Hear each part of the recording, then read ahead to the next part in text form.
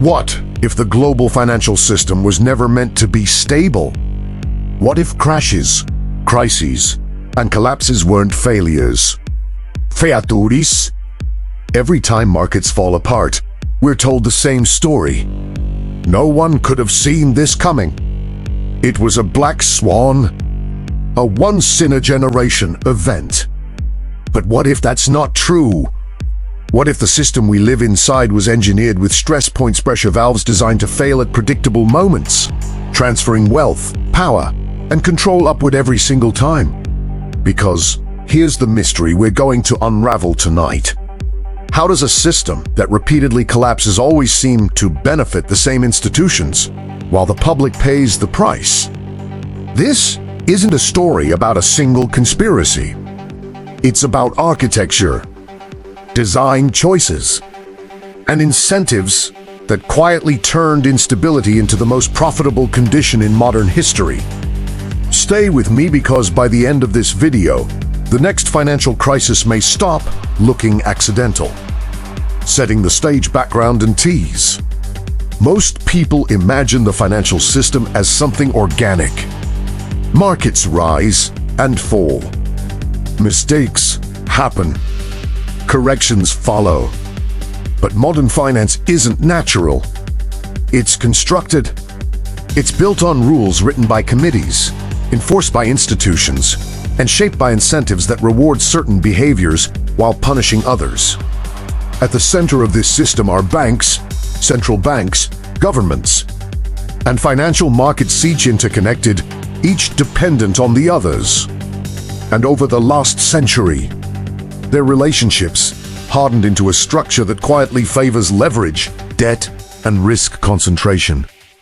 We're going to trace how that structure formed, who benefited, Kudidan, and why collapse became not only survivable but necessary for the system to continue. Section 1 Origines. The foundation of control.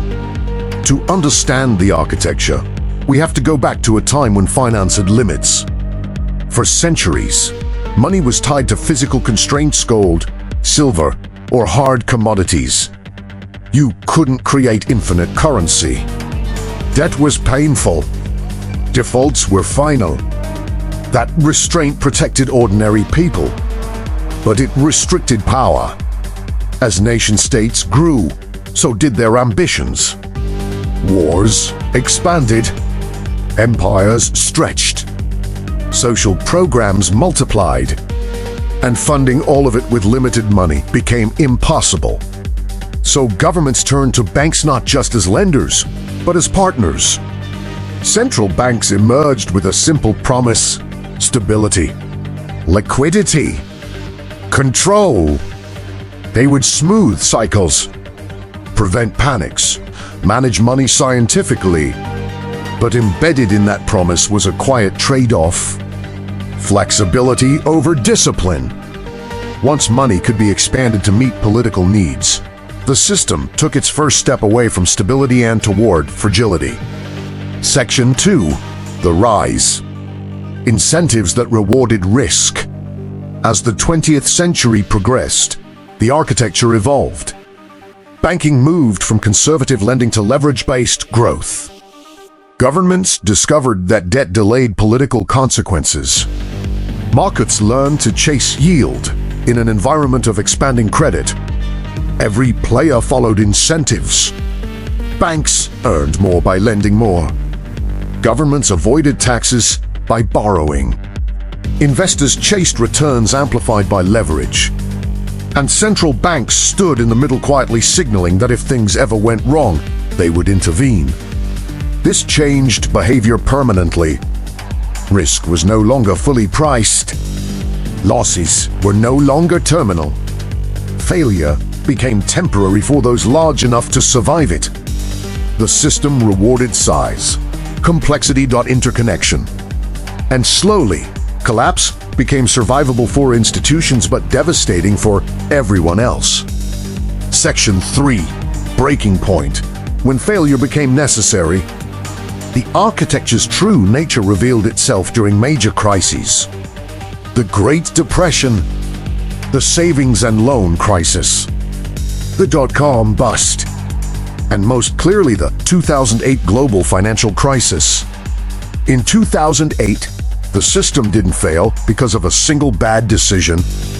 It failed because leverage, opacity, and moral hazard had accumulated for decades. Banks took extreme risks because they could. Financial products grew too complex to regulate. Debt was layered on top of debt. When the collapse came, governments faced a choice.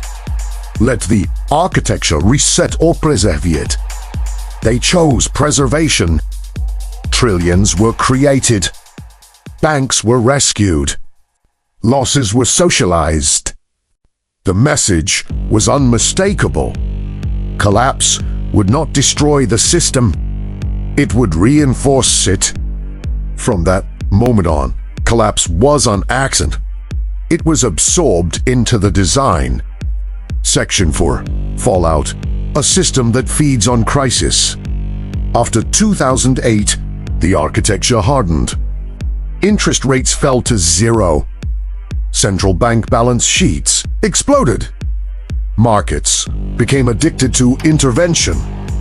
Asset prices soared not because productivity exploded, but because liquidity flooded the system, and inequality widened.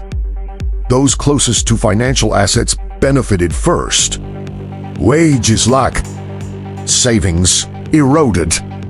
Cost of living rose. Crises became opportunities. Each shock justified more control. Each bailout increased dependency. Each rescue reduced the chance of real reform. The architecture now required instability to function. Without stress, leverage wouldn't unwind. Without fear, intervention wouldn't be accepted. Collapse wasn't the enemy, it was fuel. Section 5. Failed fixes. Why reform never holds. After every crisis, reform is promised. New regulations, new safeguards, new oversight. But the fixes never touch the foundation. Because the foundation is built on debt expansion, leverage, and centralized control. Raise rates too much and the system snaps. Lower them too much and bubbles inflate. Regulate too tightly and credit freezes.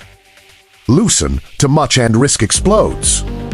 The architecture is trapped by its own design. It can't return to discipline without triggering collapse. It can't continue intervention without long-term damage. So it does what it was built to do: manage instability, delay consequences, transfer losses. Section 6. Modern parallels. The pattern repeats today. The signs are everywhere.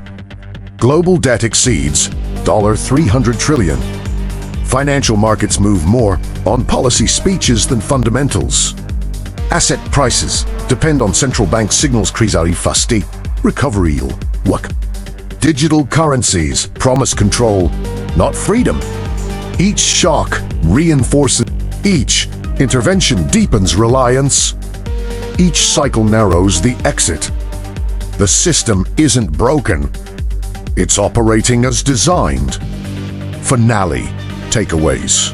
Warning and CTA takeaway number 1. Modern finance is architected for control, not resilience.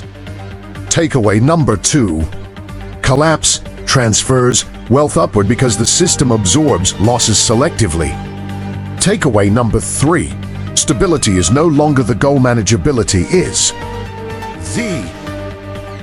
The most dangerous systems aren't the ones that collapse once. They're the ones that collapse repeatedly and survive stronger each time. The question isn't whether another crisis is coming. It's whether the architecture will ever allow a real reset. If you want more deep dives into the hidden structures shaping money, debt, and power, like, subscribe, and turn on notifications. Because the first step to escaping a system is seeing how it was built.